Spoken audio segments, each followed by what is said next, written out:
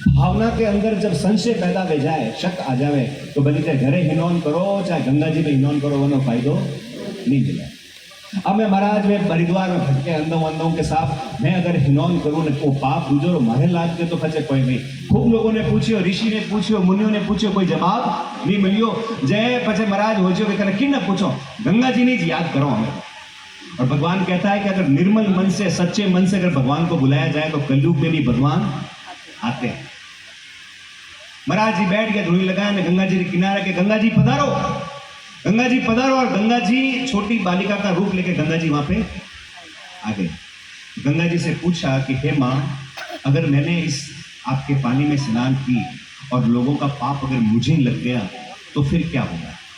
तो गंगा जी को हंसी आ गई कि हे मेरे भक्त, तू बिल्कुल सही, बिल्कुल निर्मल संत हो। अब मैं आपने बताऊं कि मेरे यहाँ पे गंगा जी में स्नान करने के लिए दो टाइप के लोग आते हैं, दो पापी आ गए।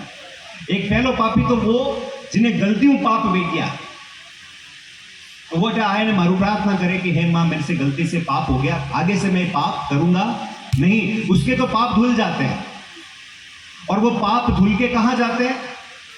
तो गंगा मैया ने कहा उस ऋषि से कि मैं आपको एक रहस्य की बात बताती हूँ कि जब सुबह शाम गौ मैया जब पानी पीने के लिए गंगा किनारे आती है, जब उनके चरण जब मेरे पानी को लगते हैं तो जितने पाप होते हैं ना वो सारे के सारे धुल जाते हैं। मैं जिस दिन पहले दिन जिस दिन आई थी आज भी उतनी ही पवित्र हूं, क्योंकि सुबह शाम मेरे तट के ऊपर कौन पानी पीने आता है? गौ माता। गौ माता के चरण से मेरे पाप धुल जाते। एक वे पापी दूजा नंबर रहा, देखो रोज पाप करे ना, हर साल आवे उनके पाप दो साल, उनके पाप धुलते नहीं है। वो स्नान करते हैं, 10-10 डब्बा की चमाकी लगाते हैं, अच्छे वस्त्र पहनते हैं और बाहर जहाँ पे तट के ऊपर प्लास्टिक के जो डब्बे मिलते हैं, हरिद्वार गेड़ा होता है, कौन गया हरिद्वार? सब गए हुए। हरिद्वार के ऊपर आपने देखा है ऐसे डब्बे मिलते हैं प्लास्टिक के, लोग उसमें से पानी भर के ले जाते हैं। तो गंगा मैया ने कहा कि जो पाप हर साल करते हैं, यहाँ पे आते हैं, पाप धोते हैं, बाहर जाते हैं, वो डब्बा खरीदते हैं और पानी भरते हैं, उस पानी में वापस अपना पाप साथ लेके जाते हैं। तो महाराज जी ने फिर स्नान वहां पे किया। फिर महाराज किया कि भाई महाराज माता, अगर मुझे अभी मेरा जो आश्रम है वो बहुत कन्याकुमारी में, हर साल तो मैं आ नहीं पाऊंगा, अगर मुझे मेरे आश्रम में रह के भी अगर आपका स्नान करने का लाभ मिले तो मैं क्या करूं? तो महाराज जी ने कहा कि मैं भी पानी लेके जाऊं। कहाँ? आप पानी लेके मत जाओ, आप अपने आश्रम में आपकी गौ माता है, यहाँ है, उस अपने नहाते हुए बाल्टी में एक, हाँ इतनी सी अगर आप गौमूत्र उस बाल्टी में डाल देंगे तो आपको गंगा स्नान का पुण्य मिलेगा। मेरे गांव में एक पंडित जी हैं, उन्होंने अपने घर के ऊपर 2 टंकी बना रखी है। एक टंकी में टॉयलेट के लिए पानी जाता है और एक टंकी है जो इसमें नहाने और धोने के लिए पानी आता है। तो उस टंकी के अंदर वो हमेशा सुबह सुबह 1 लोटा भर के गौमूत्र डालते हैं और वो कहते हैं कि मेरे पूरे परिवार को हमेशा गंगा स्नान का पुण्य। तो ये पहला संस्कार है। कौन सा संस्कार है ये? पहला संस्कार कौन सा बताया मैंने? सूरज पूजन।